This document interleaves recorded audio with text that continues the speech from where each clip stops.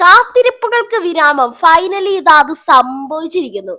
പഞ്ചാര നീ നെഞ്ചുലന്നെ എന്റെ നെഞ്ചുലന്നെ എന്നൊക്കെ പറഞ്ഞ നമ്മുടെ രേണു സുധീത ബിഗ് ബോസിന്റെ മലയാളം സീസൺ 7 പടിവാതിലും കടന്ന് അകത്ത് കയറിയിരിക്കുകയാണ് ഗൈസ്. അകത്ത് കയറിയിരിക്കുകയാണ്. അപ്പൊ പുറത്തുള്ള ഇൻസ്റ്റാഗ്രാമിലെ കോൺട്രവേഴ്സീസിനൊക്കെ ശേഷം ഇതാ ഇനി ബിഗ് ബോസിലായിരിക്കും പുള്ളിക്കാരിയുടെ കളി നമ്മൾ കാണാൻ പോകുന്നത്. അപ്പോ ഓൾറെഡി നല്ല രീതിയിൽ നെഗറ്റീവും കാര്യങ്ങളൊക്കെ ഇൻസ്റ്റാഗ്രാം റീൽസ് വഴി ഉണ്ട്. എന്തായാലും ഇൻസ്റ്റാഗ്രാമിലുള്ളവർക്ക് ഇനി കുറച്ച് നാളത്തേക്ക് സമാധാനമാണ്. പുള്ളിക്കാരി ബിഗ് ബോസ് വീടിന്റെ ഉള്ളിൽ ഇരിക്കുന്ന കാലത്തോളം കുറച്ച് ഇൻസ്റ്റാഗ്രാമിൽ നമുക്ക് സമാധാനമായിരിക്കും. പക്ഷെ എന്നാലും പറയാൻ പറ്റില്ല, ബിഗ് ബോസ് റിലേറ്റഡ് കണ്ടന്റ്സും കോൺട്രവേഴ്സീസ് ഒക്കെ ഇനി അതിലും കാണാം. അതുകൊണ്ട് പുള്ളിക്കാരിന്റെ അടുത്ത് ഫുള്ളായിട്ട് നമ്മളൊന്നും സേഫ് ആവില്ല. എന്നാലും പുള്ളിക്കാരി ഇതാ ബിഗ് ബോസ് വീടിന്റെ ഉള്ളിൽ കയറിയിട്ടുണ്ട്.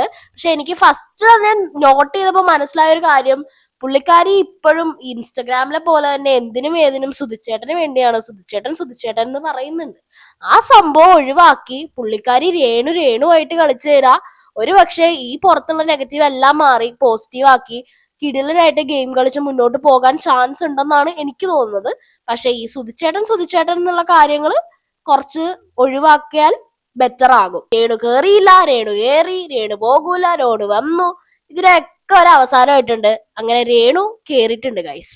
അപ്പോ ഇനിയുള്ള ബിഗ് ബോസ് അപ്ഡേറ്റ്സിനൊക്കെ ആയിട്ട് ചാനൽ സബ്സ്ക്രൈബ് ചെയ്യുക. അപ്പോ രേണു കയറിയതിനെ കുറിച്ചുള്ള നിങ്ങളുടെ അഭിപ്രായം എന്താണെന്ന് വെച്ചാൽ കമന്റ് ചെയ്യാൻ മറക്കരുത്.